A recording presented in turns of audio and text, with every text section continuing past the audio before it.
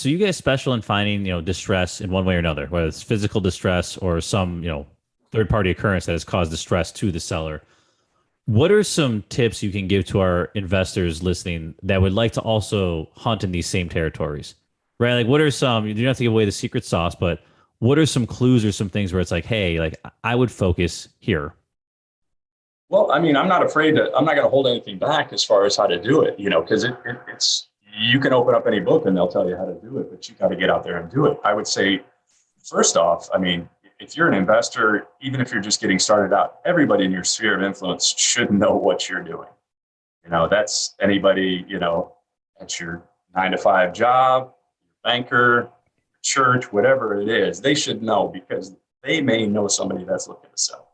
And if you're an investor, they need to contact you. So definitely, that's the first place I start. Your sphere of influence should know exactly what you're up to.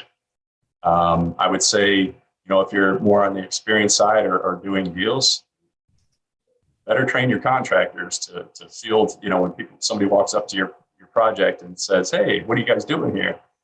Train your contractor to ask them if they're selling their house. I buy houses on rehabs all the time.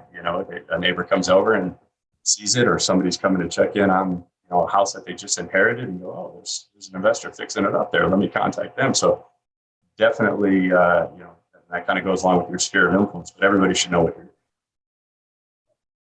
I love it. So simple, and it's one of those things that pays dividends either immediately or 3 years down the road, right? You don't know when it'll hit, but you got to put it out there, and at some point, you will be rewarded for it.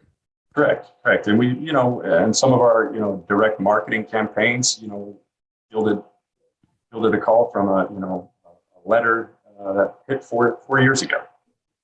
Some people hold on to stuff, so don't discount anything. Everything works. Some things work better, but you just got to be consistent. Yep. What's the follow-up process like, right? Because a lot of this, you're not going to guess on the, oh yeah, that sounds good, here's my house. Like a lot of it's going to be third, fourth, eighth, whatever attempt. Yep. Talk through just how you stay on top of these folks. How do you drip on them without being annoying, like actually providing value and getting to a point where, hey, now it makes sense for us to actually do this deal together? Well, I think you got to kind of back up a little bit. It's got to be the right deal. I'm not buying somebody's house that they're living in and things are functioning the way they should be. So you really, it comes down to having a property that really needs a cash offer. It's not going to, qualify for conventional financing or an FHA loan. So it's really getting in front of those motivated sellers there. So as far as, maybe they don't like my offer today, I follow up with them at the very minimum every 3 to 4 weeks.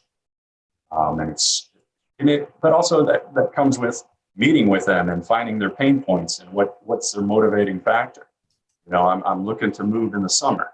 I'm moving out of state there. Okay, I get it. I'm still going to call you in the winter and the spring and still see if your plans are summer, and I'll pick up some things that we can find some common ground on and talk to. So I'm not annoying you, but at the end of the day, the follow-up is key, but you have to be following up on the right prospects.